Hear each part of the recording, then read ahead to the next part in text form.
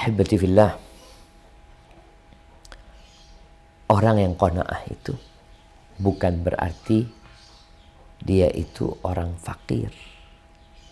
Tadi kedudukannya udah kita sebutin. Qanaah ini adalah keridhaan sebenarnya dengan apa yang Allah berikan. Ada yang mencukupkan diri, yang dia dapat sisanya dia nggak ambil. Ada orang-orang yang kerja seperti itu umpamanya.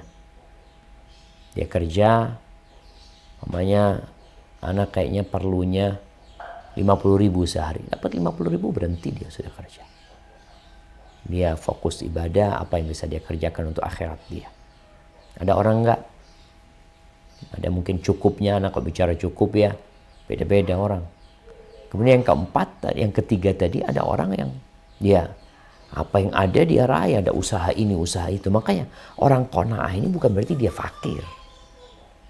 Bukan berarti dia miskin. Kita tahu sahabat-sahabat Nabi kaya raya. Abu Bakar Siddiq radhiyallahu anhu. Bagaimana dia ketika bersedekah, semua hartanya dia sedekahkan. Terus apa yang ada di rumahnya? Nggak ada, Allah dan Rasulnya. Itu tingkatan yang tertinggi dari qanaah. Umar bin Khattab di bawahnya Abu Bakar. Dia bawa setengah hartanya. Karena dia pikir ini cukup buat anak. Yang setengahnya buat biaya hidup anak.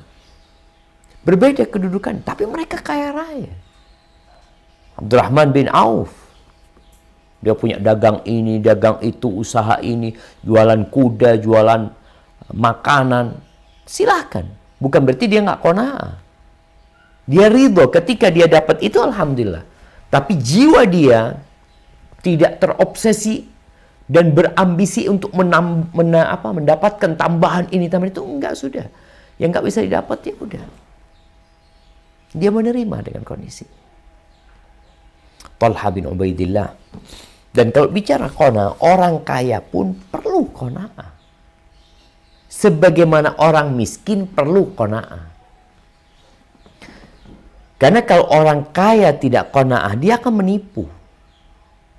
Tadi kita bicarakan qanaah itu mencukupkan diri dengan yang halal. Udah ini.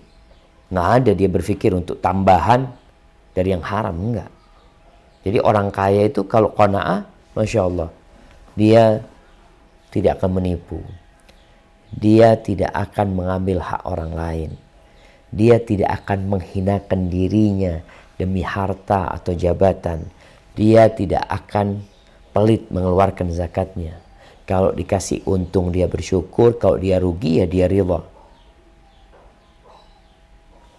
Orang ini disebut qanaah walaupun dia punya harta seperti hartanya Qarun. Intinya hati, bukan apa yang di tangan.